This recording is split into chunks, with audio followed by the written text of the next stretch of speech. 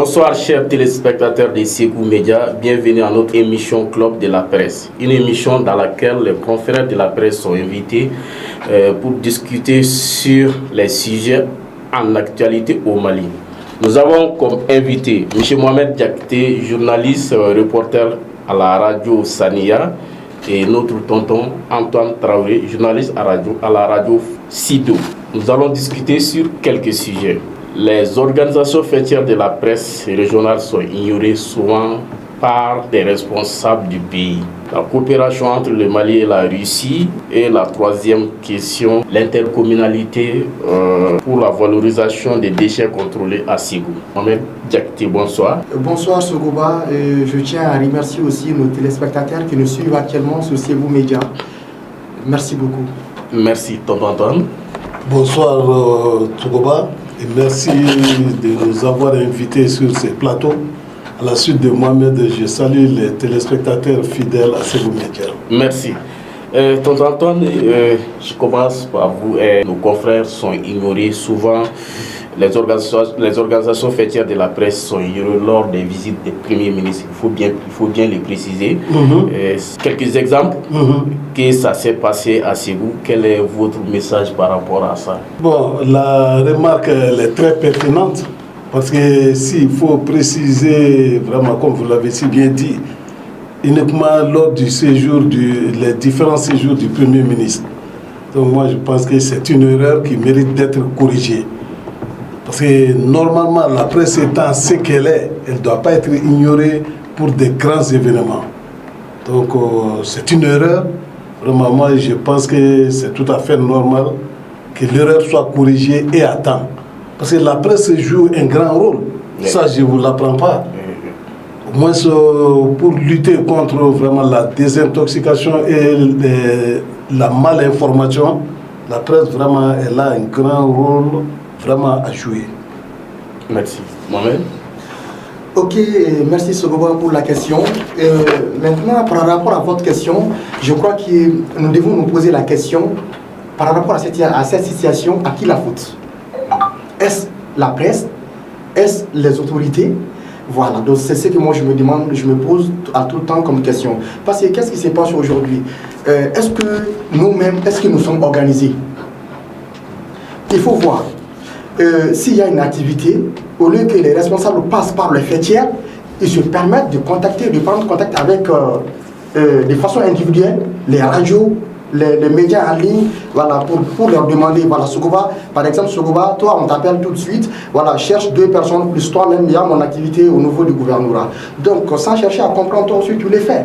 Donc, qu'est-ce qui se passe aussi en contrepartie? Qu'est-ce que ceux-ci aussi font?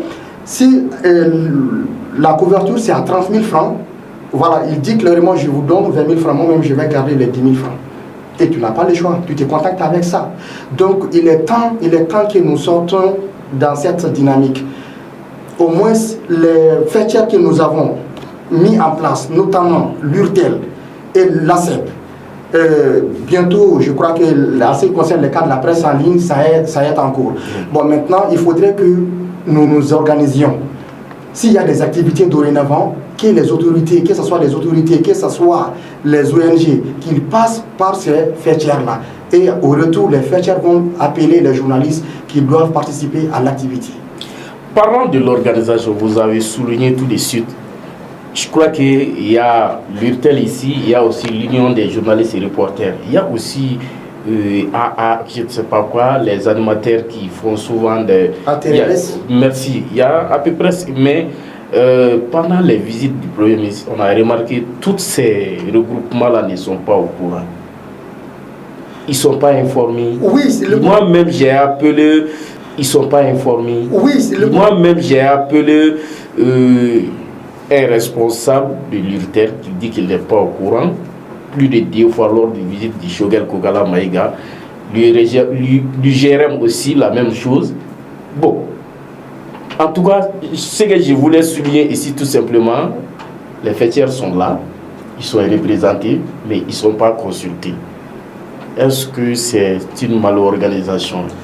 Oui, justement, c'est ce que je disais. Nous ne sommes pas organisés. Il y a des fêtières, ça c'est une organisation. Non, nous sommes là. Effectivement, les fêtières sont là. Mais Sogoba, rares sont les gens qui passent par ces fêtières-là. Maintenant, en ce qui concerne les cas des PM, le premier ministre que vous avez pris comme exemple, maintenant, généralement, ces cas-là sont déjà réglés depuis Bamako. Qu'est-ce qu'ils ceux-ci font? Ils cherchent des journalistes de Bamako, ils viennent avec, ils les logent, ils les nourrissent. Voilà, donc ils couvrent l'activité. Selon eux, même si la presse locale n'a pas participé à leur activité, c'est déjà médiatisé. Parce qu'ils sont venus avec les journalistes de Bamako. Donc, il est temps que nous sortions dans ça. C'est-à-dire, pour que nous puissions sortir dans ça aussi, il faudrait que nous-mêmes, que nous nous organisons, qu'on se donne la main. Voilà. Tonton Antoine, oui. Est-ce que vous avez quelque chose à dire? Oui, comme dirait l'autre, l'appétit vient en mangeant, bien sûr, à la suite des diactés. Donc, l'exemple que vous avez pris, spécifiquement, vraiment, la visite du Premier ministre, Dr Choguel Kogla Mega. Bon, je pense que vraiment, les fêtières régionales qui sont là, la base est à Bamako. On a vraiment des bureaux nationaux. Donc, s'il y a un tel déplacement, même si eux ils sont consultés individuellement, ils doivent dire non, ça dépend vraiment de notre fêtière. Je pense que si on tenait compte de ça, vraiment l'erreur est vraiment corrigeable. Mais si chacun joue vraiment individuellement pour vraiment les quelques 1000 francs, là, ce n'est pas honorable vraiment pour les fêtières. Mais amener les journalistes de Bamako pour venir couvrir à Ségou en oubliant les journalistes... C'est ce qui n'est pas normal. Ces journalistes de Bamako, c'est eux qui doivent redresser les tirs. Parce que si on les contacte, ils doivent savoir que vraiment il y a des fêtières régionales au niveau de Ségou. Voilà. Donc les tirs, vraiment, ils doivent être réglés depuis Bamako. Mais quand chacun vraiment voit son intérêt personnel au-dessus de l'intérêt collectif, il dit que l'erreur va toujours persister. Vous avez quelque chose à ajouter? Bon, avant qu'on aille, je crois que ce problème-là ne date pas d'aujourd'hui. Parce que même il faut voir, quand il y a des activités ici, l'ORTEM en est l'exemple frappant. Au lieu que l'ORTEM Ségou couvre l'activité, non, on fait venir l'ORTEM de Bamako pour venir couvrir les activités qui se déroulent ici. Surtout si les autorités, surtout si les responsables, les hauts responsables de Bamako viennent à Ségou. Donc ce sont des choses vraiment qu'il faut vraiment éviter. Voilà. Merci. Tonton Antoine, la coopération entre Mali et la Russie, est-ce que le Mali ne deviendra pas un lieu de règlement des comptes des Occidentaux?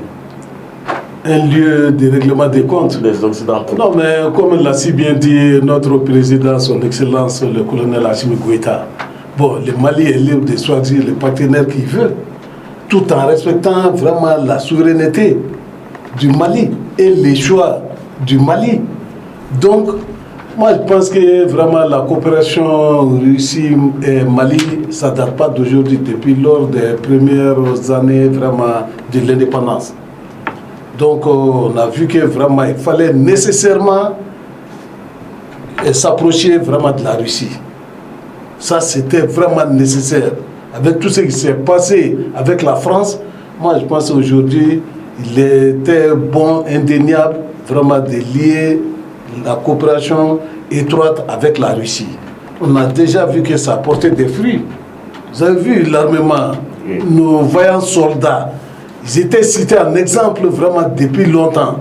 Mais quand tu envoies un cultivateur au champ sans d'abat, mais il ne peut qu'aller se balader. C'était l'exemple palpant.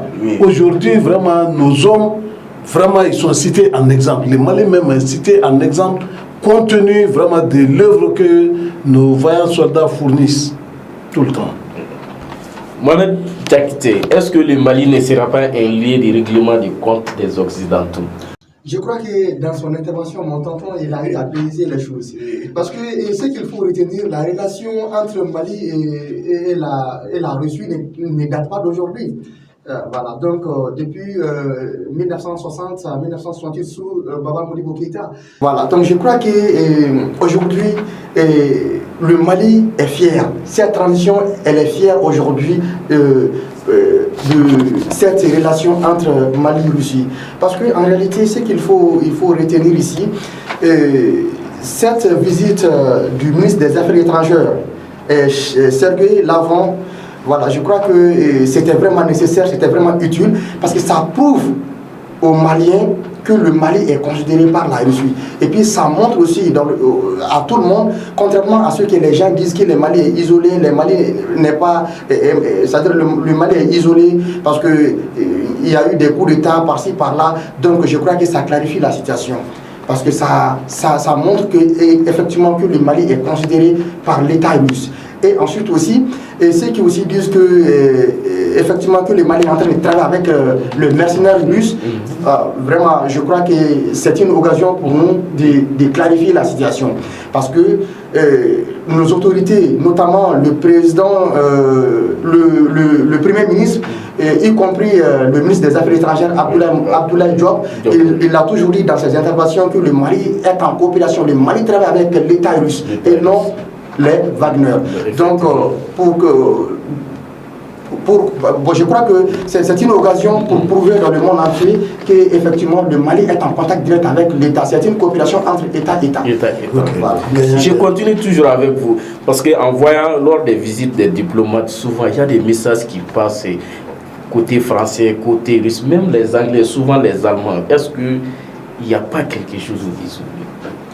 Bon, moi je crois que... on voit qu'ils se taclent. En tant que journaliste, nous devons nous axer toujours les communiqués officiels de l'État malien. Voilà, parce que tout ce que les gens disent là, moi je crois que ce sont des rumeurs et nous ne devons pas nous focaliser sur ces rumeurs-là. Merci. Tonton Antoine? Bon, vraiment, comme l'a dit Diakité, vraiment, le Mali est cité en exemple aujourd'hui. Effectivement. Lors du séjour du Premier ministre burkinabé, il a dit, le Mali actuellement fait la fierté de l'Afrique. Pas seulement les quelques pays, mais toute l'Afrique, le Mali fait la fierté de l'Afrique. Donc, comme dirait l'adage Bambara, l'ancien chef des villages ne souhaite pas voir les villages prospérer. Donc, moi, je pense que c'est le cas vraiment malheureux vraiment de la France. Sans quoi, vraiment, la coopération Mali-Russie, c'est gagnant-gagnant. Tu me respectes, je te respecte. Mais la France a toujours voulu vraiment passer par la colonisation. Ça, c'est pas possible. Il est temps maintenant que les données changent. Le colonel Assimi Goïta, vraiment, il est à féliciter pour ses multiples efforts. Merci. On entame la dernière question.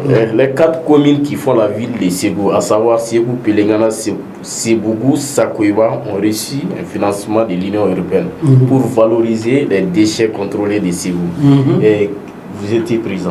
Oui, j'étais présent. Est-ce que réellement c'est bon? Est-ce que ça a un sens? Non, mais c'est formidable. Parce que vraiment, vous savez, actuellement, il n'y a pas de décharge finale à Ségou. C'est transitaire. Donc, vraiment, si l'Union européenne, par le biais vraiment des 4 maires, vraiment a pu financer, c'est une très bonne chose. Parce que nos autorités, ils ont en charge vraiment non seulement l'éducation, mais la santé. C'est des fois, surtout les quartiers qui sont contigus à ces dépôts d'ordures. La mission, par exemple, Médine, premier quartier, deuxième quartier, souffre beaucoup. Même aujourd'hui, il y a quelqu'un qui a mis... Parce que c'est vrai, la mairie œuvre, il y a 1 ou 2 gardiens là-bas, mais ils ne maîtrisent pas la situation. Quand on met le feu, vraiment, les habitants vraiment, de ces différents quartiers voisins sont les premiers à souffrir. Donc, avec vraiment ces projets, moi je pense que vraiment ça va aller et puis ça va vraiment lutter contre le chômage. Parce que sans doute, vraiment, l'entreprise qui va s'occuper de ça va devoir vraiment utiliser la main-d'œuvre. Effectivement. Voilà. Diakité, votre avis par rapport à la question? Je crois que mon père Antoine il a déjà tout dit. Bon, c'est une... Bon, je crois que c'est salutaire, parce qu'en réalité, ça va nous permettre quand même d'assainir la ville de Ségou dans un premier temps, et dans un second temps, ça serait une opportunité pour les jeunes pour avoir du travail. Parce qu'il faut voir si on exploite ces déchets-là pour en faire d'autres produits. Bon, je crois que c'est une opportunité à saisir. Donc, on ne peut que remercier l'Union européenne et la mairie, les quatre mairies, voilà, l'intercommunalité. Oui. Merci, tonton Antoine, pour conclure les débats. Quel est votre message concernant l'organisation, le problème des organisations des fêtières de la presse, la coopération Mali-Russie et la valorisation des déchets contrôlés? En tout, qu'est-ce que vous pouvez dire? Bon, à la suite des diactés, vraiment, je remercie l'Union européenne. Je commence vraiment par le projet vraiment du dépôt de transit, dépôt d'ordures de transit. Je commence vraiment par ça, féliciter vraiment nos maires qui œuvrent toujours pour la santé de la population.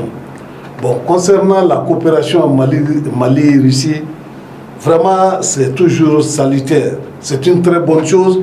Parce que ce que les Russes là font, c'est du concret. C'est pas vraiment parler, hein, comme le dirait l'autre. C'est du concret qu'ils font. Vous savez, l'armée monte en puissance. C'est grâce à la coopération Mali-Russie. Parce que les Russes, pour moi, ils sont francs. Ils sont différents vraiment de beaucoup d'autres pays européens. C'est ce qui fait vraiment qu'ils ne sont pas tellement gobés. La Russie, vraiment, c'est un grand pays. Vraiment, ils sont francs, ils sont concrets. Donc, moi, je pense que la coopération Mali-Russie, elle est vraiment salutaire. Et je souhaite que ça puisse vraiment prospérer davantage. Vous savez, le président, vraiment, par le ministre des Affaires étrangères, Abdoulaye Diop, il a confirmé sa participation à l'invitation Russie-Afrique, qui doit se tenir peut-être, si j'ai bonne mémoire, le mois de juillet prochain. Donc je pense que vraiment, ça c'est une fierté pour le Mali. Que vraiment, notre président, son Excellence le colonel Assimi Goïta, soit l'un des premiers invités. Parce que depuis le mois de septembre, vraiment ça a été notifié par l'ambassadeur de la Russie qui est à Bamako. Donc toujours le Mali fait vraiment la fierté de l'Afrique entière. Merci. Mohamed Diakité, quels sont vos messages concernant les couvertures officielles à Ségou, la coopération Mali-Russe et la valorisation des déchets contrôlés? Bon, dans un premier temps, en ce qui concerne les reportages et les couvertures médiatiques, bon, je dirais qu'il faut que la presse, déjà on est organisé, mais qu'on se donne la main. Soyons unis. Et nous disons aussi à ces autorités-là, il ne faudrait pas qu'ils essaient de marginaliser la presse locale. Voilà. Nous sommes là aussi pour informer nos communautés et ils doivent nous associer. Voilà. Et par ailleurs, en ce qui concerne la coopération Mali-Russie, je dirais que nous sommes sur la bonne voie, le Mali est sur la bonne voie, mais ce que nous devons retenir, personne n'organisera la vie des personnes à sa place. C'est clair. Donc, maintenant, ce partenariat, c'est gagnant-gagnant, certes. Donc, il ne faudrait pas que nous nous mettons en tête que vraiment que la Russie va organiser la vie du Mali à sa place. Donc, il faudrait que tout le monde retienne ça. Ensuite, pour conclure, je dirais que nous ne pouvons que féliciter l'intercommunalité, la mairie de la commune urbaine de Ségou, celle de Ségou, Pelingana, voilà. Donc maintenant, je crois que ça c'est une bonne chose. Et si on continue comme ça, je crois qu'à venir, ça va aller, Inch'Allah. Merci. C'était tout pour ce soir. Les organisations fêtières de la presse régionale de Ségou ignoraient pas les visites du Premier ministre Dr Choguel Koukala Maïga, la coopération Mali-Russe et la valorisation des déchets contrôlés à Ségou.